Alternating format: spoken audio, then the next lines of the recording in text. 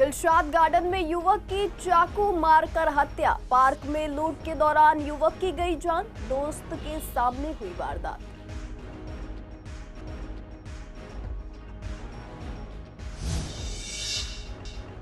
Shahdara south zone में house tax collection ने बनाया रिकॉर्ड। 132 करोड़ रुपए का टैक्स हुआ जमा।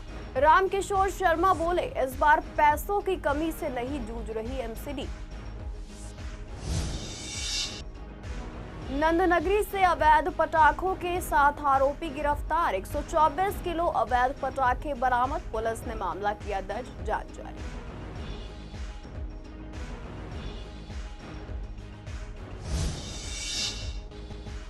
करवा चौथ पर बाजारों में दिखी महिलाओं की भीड़। करवे और थालियों की जमकर की गई खरीदारी। दिवाली के लिए भी दुकानदारों ने शुरू की तैयारियां।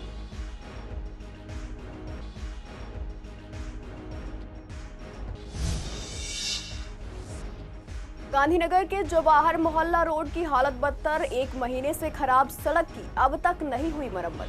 दुकानदारों और राहगीरों ने जताई नाराजगी। कहा, रिक्शे और दोपहिया वाहन पलटने की घटनाएं हो गई हैं आम। नमस्कार, आप देख रहे हैं सीसीएन डिजिटल। मैं हूं आपके साथ शिवानी तिवारी। स्वागत है आपका हमारे खास कार्यक्रम पूर्वी दिल्ली खास में। बुलेटिन की शुरुआत करते हैं कुछ खास खबरों के साथ। सीमापुरी थाना इलाके से हत्या का मामला सामने आया है। जानकारी के मुताबिक जीटीबी अस्पताल से पुलिस को सूचना मिली कि एक युवक को गंभीर हालत में भर्ती कराया गया है। घायल की पहचान 24 वर्षीय वीरेश के रूप में हुई, जो दिलशाद गार्डन में रहता था और सेल्समैन का काम करता था। पुलिस को बताया गया कि वीरेश को डियर पार्क दिलशाद गार्डन में चाकू से हमला कर घायल किया गया था। उसके गले, पेट और छाती पर 3 घाव पाए गए। पुलिस ने शुरुआत में इस मामले में हत्या के प्रयास का मामला दर्ज किया था, लेकिन इलाज के दौरान वीरेश की मौत हो जाने के बाद इसे हत्या में बदल दिया गया। जांच के दौरान पता चला कि घटना के समय वीरेश अपनी दोस्त भावना के साथ पार्क में मौजूद था। दोस्त ने पुलिस को बताया कि कुछ लोगों ने उनसे लूटपाट की और उसी दौरान वीरेश पर हमला किया। फिलहाल पुलिस लूट और आपसी विवाद दोनों पहलुओं से जांच कर रही है। पुलिस टीम इलाके के सीसीटीवी फुटेज खंगाल रही है और आरोपियों की तलाश में जुटी हुई है। शाहदरा साउथ जोन में इस बार पहले के मुकाबले ज्यादा प्रॉपर्टी टैक्स जमा हुआ है। जोन के अध्यक्ष रामकिशोर शर्मा ने बताया कि 8 अक्टूबर तक कुल 132 करोड़ रुपए का टैक्स जमा हो चुका है, जो पहले से काफी ज्यादा है। उन्होंने कहा कि इस बार एमसीडी को फंड की कमी नहीं है, क्योंकि टैक्स अच्छी मात्रा में आया है और दिल्ली सरकार से भी रेवेन्यू में मदद मिल रही है। उन्होंने बताया कि इस बार एक खास टैक्स स्कीम लागू की गई थी, जिससे लोगों को राहत मिली और उन्होंने बढ़ चढ़ कर टैक्स भरा। उन्होंने उम्मीद जताई कि आगे और भी टैक्स जमा होगा। इस हाउस टैक्स में जो हम योजना लेकर आए थे, स्कीम लेकर आए थे, लोगों ने बढ़ चढ़कर इसमें अपना हाउस टैक्स जमा करवाया है और उसी के कारण ये एक रिकॉर्ड के ऊपर पहुंच गया है। आज तक 132 करोड़ हाउस टैक्स आ जाना बड़ी बात है। और अभी हमने इस योजना को बंद नहीं किया। ये योजना अभी हमने आगे और बढ़ाई है, क्योंकि 5 साल का देने के बाद और एक करंट ईयर का 6 वर्ष का देने के बाद, आपका चाहे कभी से लगा नहीं लगा, आपने दिया नहीं दिया, आपको एनओसी मिल जाएगा, नो ड्यूज मिल जाएगा। तो ये जो स्कीम है, इसके कारण हाउस टैक्स अच्छे से आ रहा। नहीं तो 10% का जो हमें लाभ मिलता था, उसके लिए भी हमको जून में हम कैंप लगवाते थे, तब लोग उस 10% के लालच में जमा कराते थे। लेकिन अब तो हमने ये कह दिया कि आप 5+1 6 साल का दो और सारा हाउस टैक्स माफ। तो उसके कारण जो आज तक का जो डाटा है वो है 132 करोड़ रेवेन्यू आ चुका है हमारे। उत्तर पूर्वी दिल्ली के नंदनगरी इलाके में पुलिस ने बड़ी कार्रवाई करते हुए 124 किलो 800 ग्राम प्रतिबंधित पटाखे बरामद किए हैं। ये कार्रवाई 4 अक्टूबर को उस समय की गई जब नंदनगरी थाना पुलिस इलाके में नियमित गश्त पर थी। गश्त के दौरान टीम को बी ब्लॉक में अवैध पटाखों के भंडारण की गुप्त सूचना मिली। एसएचओ इंस्पेक्टर आनंद यादव के नेतृत्व में टीम ने तत्काल छापा मारा और मौके से रिंकेश को गिरफ्तार किया। तलाशी के दौरान पुलिस को भारी मात्रा में कुल 124 किलो 800 ग्राम प्रतिबंधित पटाखे मिले। पुलिस ने आरोपी के खिलाफ धारा 223 बीएनएस और विस्फोटक अधिनियम के तहत मामला दर्ज कर लिया है। फिलहाल पुलिस ये पता लगाने में जुटी है कि इतनी बड़ी मात्रा में पटाखे कहां से लाए गए थे और किसे बेचे जाने थे। अधिकारियों का कहना है कि त्योहारों के मौसम में इस तरह की अवैध गतिविधियों पर कड़ी निगरानी रखी जा रही है और आगे भी सख्त कार्रवाई जारी रहेगी। आगामी 10 अक्टूबर को करवा चौथ का त्योहार मनाया जाएगा, जिसमें महिलाएं अपने पति की लंबी उम्र के लिए व्रत रखती हैं। इस अवसर पर बाजारों में महिलाएं मिट्टी से बने करवे और सजावटी थालियां खरीदने में व्यस्त दिखी। हमने पूर्वी दिल्ली के कुम्हारों की दुकानों पर जाकर बाजार का हाल जाना, जहां परंपरागत रूप से बनाए गए रंगीन करवे और खूबसूरत सजी थालियां महिलाओं को खूब लुभा रही थी। दुकानदारों का कहना है कि इस बार काम पहले के मुकाबले बेहतर है और ग्राहक खासकर हाथ से बनाए गए और सजाए गए करवे ज्यादा पसंद कर रहे हैं बजाय रेडीमेड या स्टील के। वहीं नजदीक आती दिवाली को देखते हुए कुम्हारों ने रंग बिरंगे और डिजाइनर दियों की तैयारियां भी शुरू कर दी हैं। 10 साल में बढ़िया है। हाँ, पहले से ज्यादा बिक्री हो रही है। बिक्री क्या जी, तो किस्मत की बात है। हम पे ये खाली 2-4 तरह के बने, वहाँ पे देख लो बनाए गए। कढ़ाई वाले ले जा रहे हैं, वो भी ले जा रहे हैं। किस की रेट के क्या हैं, ये तो हम 60 का भी दे दें, 50 का भी दे दें। और क्या दिया बिक रहे हैं और क्या बिकेगा इनमें। हाँ, सजे ज़्यादा बिकते हैं। बात सही है, मार्केट सही चल रही है। कम है मतलब लोग, पर सही है, मार्केट चल रही है। सही चल रही है। फैंसी आइटम आ रहा है पसंद। फैंसी आइटम ज़्यादा पसंद किया जा रहा है। तो महिलाएं थालियाँ ज़्यादा पसंद कर रही हैं, अलग अलग सामान अलग अलग सामान। पिछले साल से इस बार सही है। सही है, अच्छी है जी। तो महिलाओं को क्या ज़्यादा पसंद आ रहा है, कौन सी चीज़ ज़्यादा पसंद करती है? महिलाओं को सिर्फ करवा चौथ के करवे और थालियाँ चलनियाँ। डिमांड की बात करें तो कौन सी ज़्यादा डिमांड है? डिमांड तो करवे की है। कौन से करवों की ज़्यादा डिमांड है? कितनी तरह के करवे आपने रखे हुए हैं? हमारे पास 3 क्वालिटी के हैं। 3 क्वालिटी। किस रेट के हैं? 50 का है, 40 का है और 30 का है। त्योहार है दीपावली, तो दीपावली को लेके आपकी क्या तैयारियां हैं? किस तरह दिवाली की तैयारी तो आपको जब लगेगा, जब तो सामान जब पता चलेगा। अभी तो किस तरह के गांधीनगर स्थित जवाहर मोहल्ला की ओर जाने वाली सड़क की हालत बेहद खराब है, जिससे स्थानीय दुकानदारों और राहगीरों को भारी परेशानी का सामना करना पड़ रहा है। सड़क पर गहरे गड्ढे और टूटी हुई पुलिया के कारण रोजाना हादसे हो रहे हैं। लोडेड रिक्शे पलट जाते हैं, बाइक और स्कूटी सवार गिर जाते हैं, जिससे जान माल का नुकसान हो रहा है। स्थानीय लोगों का कहना है कि यह समस्या पिछले 1 महीने से बनी हुई है, लेकिन अब तक कोई मरम्मत का कार्य शुरू नहीं हुआ है। इसी सड़क से रोजाना एमसीडी की कचरा उठाने वाली गाड़ियां भी निकलती हैं, जो कई बार गड्ढों में फंस जाती हैं और जाम की स्थिति पैदा करती हैं। दुकानदारों और लोगों ने प्रशासन से अपील की है कि सड़क की मरम्मत जल्द कराई जाए, ताकि लोगों को राहत मिल सके और दुर्घटनाओं पर रोक लगाई जा सके।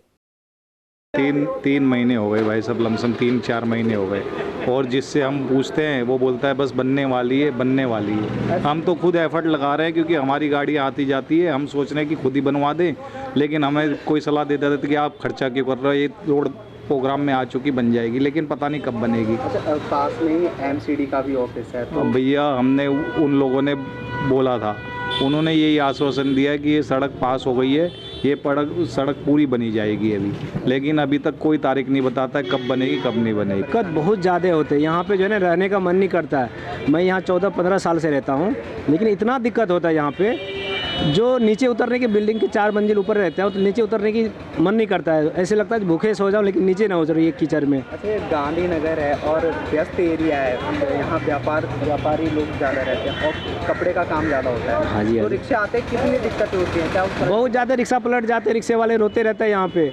रिक्शा पलटेंगे क्यों नहीं यार? गड्ढे बढ़ रहे हैं, रिक्शा पलटेगा।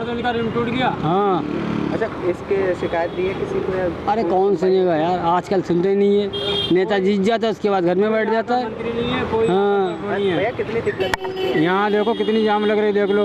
यहाँ से यहाँ तक कितने गड्ढे हैं, गड्ढा मुक्त भी नहीं हो रहा है, ना कोई यहाँ की सुनवाई है। बहुत दिक्कत होती है भाई हमें आने जाने में। कई दफ़ा बेचारों का रिम टूट गया, लेकिन कोई सुनवाई नहीं। हाँ, रिक्शे भी पलट जाते हैं। उत्तर पूर्वी दिल्ली की एएटीएस ने एक ऑटो लिफ्टर गैंग का भंडाफोड़ किया है। पुलिस ने 3 कुख्यात अपराधियों के साथ एक नाबालिग को भी पकड़ा है। इनसे कुल 11 चोरी की गाड़ियां भी बरामद की गई हैं। दरअसल नॉर्थ ईस्ट जिले में बढ़ती वाहन चोरी की वारदातों पर रोक लगाने के लिए एएटीएस टीम लगातार निगरानी और सुराग जुटा रही थी। टीम ने 2 संदिग्धों रईस और जाबित को ब्लैक होंडा एक्टिवा पर रोककर चेकिंग की। जांच में सामने आया कि स्कूटी चोरी की है, जिसके संबंध में जीटीबी एनक्लेव थाने में एफआईआर दर्ज थी। पूछताछ में आरोपियों ने अन्य साथियों समीर और एक 15 वर्षीय किशोर का नाम भी बताया। बाद में पुलिस ने उनकी निशानदेही पर 10 और चोरी की गाड़ियां बरामद की। फिलहाल पुलिस आरोपियों से पूछताछ कर ये पता लगाने की कोशिश कर रही है कि ये चोरी की गाड़ियां कहां बेचते थे और इनके पीछे कोई बड़ी गैंग तो नहीं। पुलिस आगे की जांच में जुटी हुई है। पूर्वी दिल्ली की वेलकम पुलिस ने लूट की वारदात में शामिल 2 आरोपियों को गिरफ्तार किया है। गिरफ्तार किए गए आरोपियों में एक 22 वर्षीय युवक अमन शामिल है, जबकि दूसरा आरोपी नाबालिग है। कार्रवाई एक लूट की शिकायत के आधार पर की गई। पीड़ित मोहम्मद हारून, जो विजय मोहल्ला जाफराबाद का रहने वाला है, उन्होंने पुलिस को बताया कि जब वे मदर डेयरी से दूध लेकर लौट रहे थे तो जाफराबाद मेट्रो स्टेशन के पास पुलिया पर 2 अज्ञात व्यक्तियों ने उन्हें रोका और उनसे 500 नगद और कुछ जरूरी दस्तावेज लूट लिए। शिकायत मिलते ही पुलिस ने एफआईआर दर्ज कर जांच शुरू की। तकनीकी सर्विलांस और गुप्त सूचनाओं के आधार पर पुलिस ने दोनों आरोपियों को पकड़ लिया। पूछताछ में उन्होंने जुर्म कबूल कर लिया है। पुलिस ने इनके पास से लूटी गई रकम और दस्तावेज भी बरामद कर लिए हैं। फिलहाल मामले में आगे की जांच जारी है और दोनों से पूछताछ की जा रही है। ककड़ुमा कोर्ट ने पति की याचिका पर सुनवाई करते हुए पूर्व पत्नी को आपसी तलाक समझौते का उल्लंघन करने पर घर की पहली मंजिल से कब्जा छोड़ने का आदेश दिया है। अधिवक्ता मनीष भदौरिया ने बताया कि 11 लाख रुपए की पूरी और अंतिम राशि देने के बाद भी पत्नी ने संपत्ति पर कब्जा कर लिया, जो समझौते के खिलाफ है। अदालत ने 16 सितंबर के आदेश में ये कहा कि पत्नी ने गलत तरीके से दावा किया कि वे पहले से ही पहली मंजिल पर रह रही है। अदालत ने स्पष्ट निर्देश दिए हैं कि पत्नी को कब्जा तुरंत छोड़ना होगा और पति को संपत्ति का अधिकार वापस मिलेगा। शादरा डिस्ट्रिक्ट के शादरा थाने में एक मामला दर्ज होता है। ये मामला पति पत्नी का है। जी आपको बता दें कि ये मामला जो है डिवोर्स का दर्ज हुआ, जिसके बाद करकड़ुमा एक पूरी जो फाइल है वो पहुंची। कोर्ट ने दोनों पक्षों को सुना, उसके बावजूद भी पति पत्नी में समझौता नहीं हुआ, तो कोर्ट ने भी कहा कि इन दोनों के बीच डिवोर्स होना लाजमी है। इसको लेकर हमारे साथ अधिवक्ता मनीष भदौरिया मेरे साथ मौजूद है। इस पूरे मामले की जानकारी देने के लिए उनसे ही बातचीत करते हैं। सर, आपसे जानना चाहेंगे, जिस तरीके से केस पूरा हुआ, डिवोर्स तक बात पहुंच गई, डिवोर्स हो भी गया, लेकिन महिला ने डिमांड रखी कि ग्राउंड फ्लोर जो फ्लोर है वो उनके पास रहना चाहिए। उनके 2 बच्चे हैं, बड़े होने के बाद उसमें भी जो है डिवीज़न हो जाएगा दोनों बच्चों को लेकर। तो इसको लेकर किस तरीके से आप देख रहे थे, किस तरीके से कितनी दलीलें पेश की गई और अब इस केस में क्या चल रहा है? जी, कड़कड़ुमा कोर्ट में ये मामला काफ़ी लंबे समय तक चला और दोनों पत्नी में मैट्रिमोनियल डिस्प्यूट था। काफ़ी सारे केसेस होने के बाद अल्टीमेटली दोनों में डिसीजन हुआ कि दोनों म्यूचुअल कंसेंट से डिवोर्स लेंगे। म्यूचुअल कंसेंट में दोनों में ये तय किया गया कि जो पुरुष है वो महिला को 11 लाख रुपए नकद देगा और उसके साथ साथ अपना जो घर का ग्राउंड फ्लोर है उसका पोजेसन देगा जब तक कि बच्चे बालिग नहीं होते हैं। 2 बच्चे थे उनके, एक बेटा एक बेटी। उनका जो है वो केयर टेकर रहेगी महिला, वो कोई किसी प्रकार का अधिकार उसमें नहीं मांगेगी। जब बच्चे बालिग हो जाएंगे तो उस मकान में वो आधा वो ग्राउंड फ्लोर पोजेसन जो है वो उन दोनों को हैंड ओवर कर देगी। लेकिन अल्टीमेटली महिला ने तलाक होने के तुरंत बाद ही फर्स्ट फ्लोर के लॉक तोड़कर उस पर कब्जा कर लिया। अल्टीमेटली मैं इन आधार पर हाई कोर्ट में कंटेम्प्ट पिटीशन के रूप में वहाँ पे कंटेम्प्ट डाली मैंने उनके खिलाफ। हाई कोर्ट ने मुझे सुनने के बाद डायरेक्शन दिया कि हम ऑर्डर कर रहे हैं कि वो महिला तुरंत खाली करेगी। इसकी एग्जीक्यूशन पिटीशन कड़कड़ुमा कोर्ट में, जो एग्जीक्यूटिंग कोर्ट है और जो फैमिली कोर्ट है, उसमें डाली जाए। अल्टीमेटली मैं यहाँ पर आके एग्जीक्यूशन डाला, जहाँ पर कि महिला ने कुछ वेग जो हैं अपने ग्राउंड्स लिए कि मेरा ये एग्जीक्यूशन नहीं होना चाहिए, ये खाली नहीं कराना चाहिए। लेकिन अल्टीमेटली कोर्ट ने डिसीजन लिया और जो उसकी कंटेंशंस को लिखा और उसको दरकिनार करके मेरी जो दलीलें थी उनको स्वीकार करते हुए महिला को घर खाली करने का आदेश दिया और पुरुष को पोजेसन लेने का अधिकार दिया।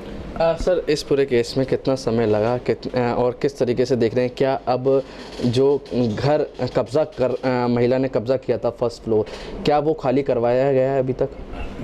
अभी उसका प्रोसेस पेंडिंग है, मे बी 2-4 दिन में वो खाली हो जाएगा। दूसरा करीब 3 से 4 महीने लगे इस सारे प्रोसेस में, और जो डिस्ट्रिक्ट कोर्ट में चला, और 2 तारीखें पड़ी जिसमें अदालत ने आदेश कर दिया कि वो महिला इस मकान को खाली करके पोजेसन देगी। क्या दोनों पार्टी इस फैसले से सहमत है? महिला बिल्कुल भी सहमत नहीं है। वो आज भी इस तरीके से कोर्ट की अवमानना करने को तैयार है। वो कहती है कि मैं पोजेसन नहीं दूंगी, लेकिन कोर्ट ने लोकल पुलिस को, एसडीएम को और एडमिनिस्ट्रेटिव सिविल जज को, डिस्ट्रिक्ट जज को, सभी को ये रिक्वेस्ट किया है कि उसको खाली कराया जाए। इस पूरे केस में अब आगे की क्या कार्रवाई रहेगी? जब पोजेसन मिल जाएगा लोकल पुलिस के सहयोग से और एसीजे के ऑर्डर्स के अकॉर्डिंग, तो उसके बाद ये पिटीशन डिस्पोज ऑफ हो जाएगी और पुरुष जो है वो उस पूरे मकान को अपना जो है उस पर अपना यूज़ कर पाएगा। ये थे मेरे साथ अधिवक्ता मनीष भिदोरिया, जिन्होंने पूरा मामला समझाया और अब इस पूरे केस में जो है पोजीशन पर कहानी अटकी हुई है। कब तक पुलिस जो है उसको खाली करवाता है ये तो वक्त बताएगा, लेकिन जैसे ही खाली होगा ये पूरा केस ख़त्म हो जाएगा। वीडियो जर्नलिस्ट महेंद्र बोरा के साथ Mohit Sharma, CCN digital, Delhi. Jyotinagar police ने एक कुख्यात झपटमार मोहित तोमर को गिरफ्तार किया है। उसके पास से एक बटन वाला चाकू और चोरी की मोटरसाइकिल बरामद की गई है। 8 अक्टूबर की शाम को टीम सर्विस रोड दिल्ली जल बोर्ड कार्यालय के पास गश्त कर रही थी, तभी एक मोटरसाइकिल सवार व्यक्ति को आते देखा गया। रुकने का इशारा करने पर आरोपी ने भागने के लिए यू टर्न लिया, लेकिन पुलिस की सतर्कता के कारण वह पकड़ा गया। आरोपी की तलाशी के दौरान उसके पास से बटन वाला चाकू बरामद किया गया है। मोटरसाइकिल के दस्तावेज मांगने पर आरोपी गुमराह करने लगा। उसकी पहचान मोहित तोमर के रूप में हुई है। पुलिस ने सशस्त्र अधिनियम के तहत मामला दर्ज कर जांच शुरू की। जांच में पता चला कि मोटरसाइकिल भजनपुरा थाना क्षेत्र से चोरी की गई थी। कड़ी पूछताछ में आरोपी ने अपराधों में अपना शामिल होना स्वीकार किया। वह पहले भी चेकिंग, चोरी और सशस्त्र अधिनियम के उल्लंघन के 4 मामलों में शामिल रहा है। करवा चौथ के खास मौके पर पूर्वी दिल्ली के कई इलाकों में महिलाओं के लिए मुफ्त मेहंदी लगाने के कैंप लगाए गए। बड़ी संख्या में महिलाएं यहां पहुंची और बिना किसी खर्च के मेहंदी लगाकर त्योहार की तैयारियों में जुट गई। स्थानीय महिलाओं ने बताया कि आमतौर पर पार्लर या दुकानों में मेहंदी लगवाने पर 500 से 1000 रुपए तक खर्च आता है, लेकिन इस बार मुफ्त कैंपों की वजह से उन्हें काफी राहत मिली है। आयोजकों ने कहा कि ये पहल हर साल करवा चौथ के दौरान की जाती है, ताकि महिलाएं पारंपरिक रीति रिवाजों को बिना किसी आर्थिक बोझ के पूरा कर सके। बहुत अच्छा लगा मेरे को तो, बहुत अच्छा मेहंदी लगाने। मेरी बहू भी आई हुई है, मैं भी आई हुई हूँ। बहुत अच्छा लग रहा है, बहुत मेला सा लग रहा है, मन लग रहा है। बहुत अच्छा लगा और हर बार हम यही लगवाते हैं। बहुत अच्छा लगता है, किसी भी चीज़ की कोई परेशानी नहीं। अगर जिसने खाना भी नहीं खाया उनको खाना भी खिलाती है। बहुत ज़्यादा सुबह से काफ़ी रश है ये। अभी तो थोड़ा सा कम हो गया है क्योंकि लंच टाइम में हो गया है बच्चों का। कुछ लेडीज़ें लगवा के जा चुकी हैं, लेकिन सुबह से बहुत रश था। हर साल लगता है कैंप, जब ये निगम पार्षद नहीं थे तब से लग रहा है ये कैंप। बहुत अच्छा लगता है, हर साल आते हैं हम यहीं पे लगवाने। काफ़ी टाइम से लग रहे हैं, यहीं लगवाते हैं हर साल। कैसा माहौल होता है? एक खुशनुमा माहौल होता है, लेडीज़ें भी होती हैं, सारे एक अलग ही इन्वायरमेंट मिल जाता है। बहुत अच्छा। हमारा मेहंदी कैंप हर साल लगता है। हर करवा चौथ पर जितनी मेरी माताएं बहनें आती है, हमारी तरफ से ये फ्री सेवा होती है और ये पूरे विश्वास नगर से ऑलमोस्ट आती है। जिससे पता चलता है सब यहाँ पे सुबह से लेकर, मतलब सुबह 11 बजे से मेहंदी कैंप स्टार्ट हो जाता है, रात को 10 बजे तक 11 बजे तक चलता रहता है हमारा। जगह हमने अपने स्टॉल लगा रखे हैं। जवाहरनगर चौक पे, आगे प्रकाश डायरी के सामने, हरि मंदिर गली, हमाश्रम गली, जगह जगह स्टॉल लगा के हमने कि कहीं प्रकार का कोई दिक्कत ना आए, माताएं मैंने घर से बाहर निकलें और मेहंदी फ्री लगवाएं। और फिलहाल के लिए पूर्वी दिल्ली खास में बस इतना ही। ऐसी तमाम अपडेट्स के लिए बने रहिए CCN डिजिटल के साथ।